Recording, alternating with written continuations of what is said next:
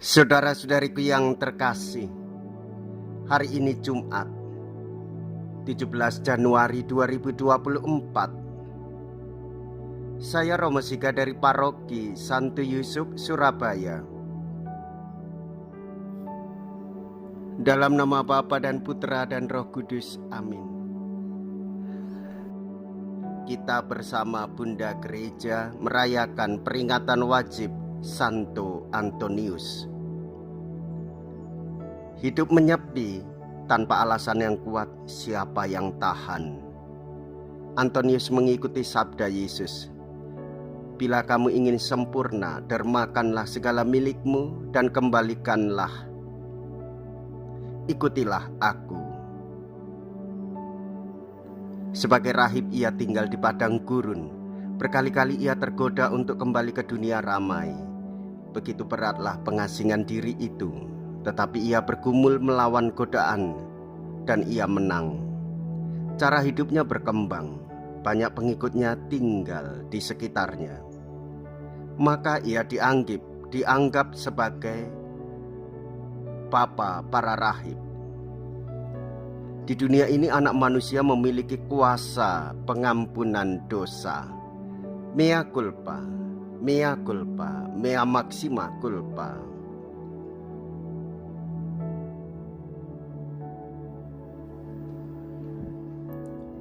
Marilah kita berdoa. Allah Bapa sumber cinta kasih, Santo Antonius Abbas telah kau panggil mengabdi kepadamu di padang gurun dengan cara hidup yang mengagumkan. Semoga berkat teladannya kami sanggup mengingkari diri dan menaruh cinta kasih kepadamu di atas segalanya. Dengan pengantaraan Yesus Kristus Putramu Tuhan kami yang hidup dan berkuasa bersama dengan Dikau dalam persatuan Roh Kudus, Allah sepanjang segala masa. Amin.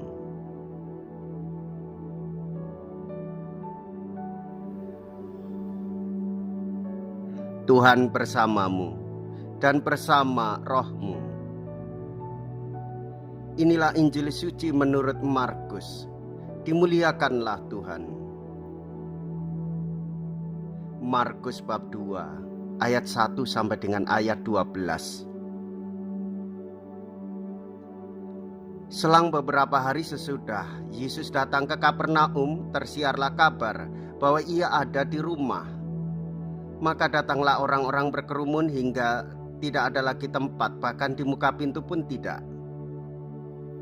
Sementara Yesus memberitakan sabda kepada mereka, beberapa orang datang membawa kepadanya seorang lumpuh digotong oleh 4 orang. Tetapi mereka tidak dapat membawanya ke hadapan Yesus karena orang banyak itu. Maka mereka membuka atap yang di atas Yesus. Sesudah atap terbuka, mereka menurunkan tilam tempat orang lumpuh itu terbaring. Melihat iman mereka, berkatalah Yesus kepada orang lumpuh itu, "Hai anakku, dosamu sudah diampuni." Tetapi di situ duduk juga beberapa ahli Taurat. Mereka berpikir dalam hati, "Mengapa orang ini berkata begitu? Ia menghujat Allah. Siapa yang dapat mengampuni dosa selain Allah sendiri?" Tetapi Yesus langsung tahu dalam hatinya bahwa mereka berpikir demikian. Maka ia berkata kepada mereka, "Mengapa kamu berpikir begitu dalam hatimu? Manakah lebih mudah mengatakan kepada orang lumpuh itu, dosamu sudah diampuni, atau mengatakan, bangunlah, angkatlah tilammu dan berjalanlah? Tetapi supaya kamu tahu bahwa di dunia ini anak manusia berkuasa mengampuni dosa." Lalu berkatalah Yesus kepada orang lumpuh itu, "Kepadamu kukatakan, bangunlah, angkatlah tempat tidurmu dan pulanglah ke rumahmu." Dan orang itu pun bangun, segera mengangkat tempat tidurnya dan pergi keluar di hadapan orang-orang itu. Mereka semua takjub lalu memuliakan Allah, katanya, "Yang seperti ini belum pernah kita lihat." Demikianlah sabda Tuhan. Terpujilah Kristus.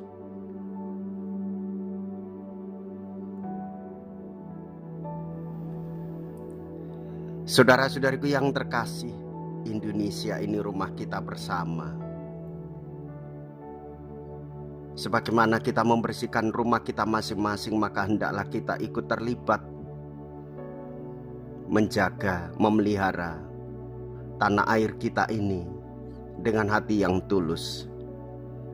Di mana kita berada di tanah air tercinta ini, hendaklah kita mengedepankan kesejahteraan hidup bersama dengan semangat solidaritas dan membantu orang-orang yang sungguh membutuhkan pertolongan kita.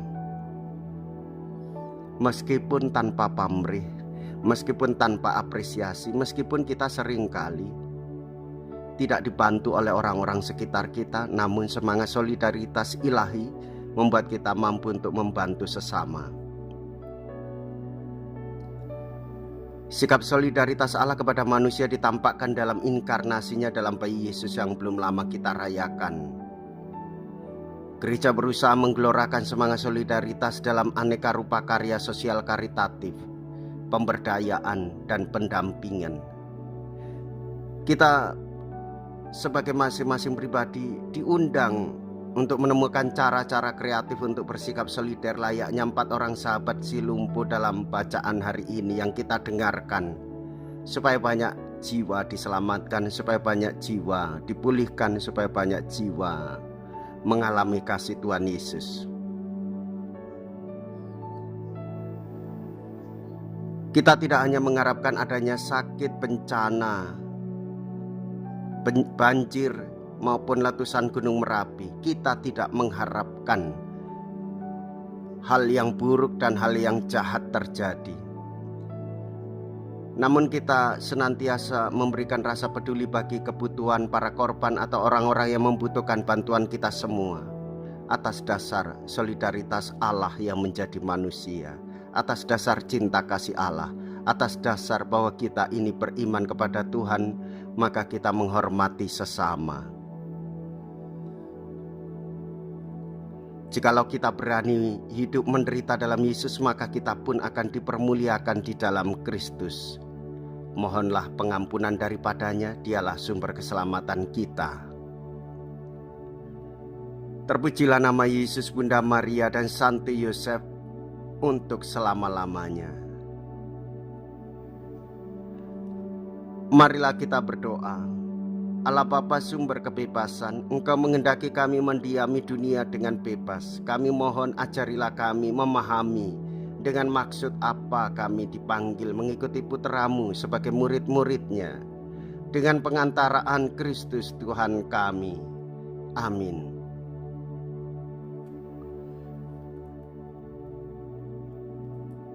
Tuhan beserta kita sekarang dan selama-lamanya.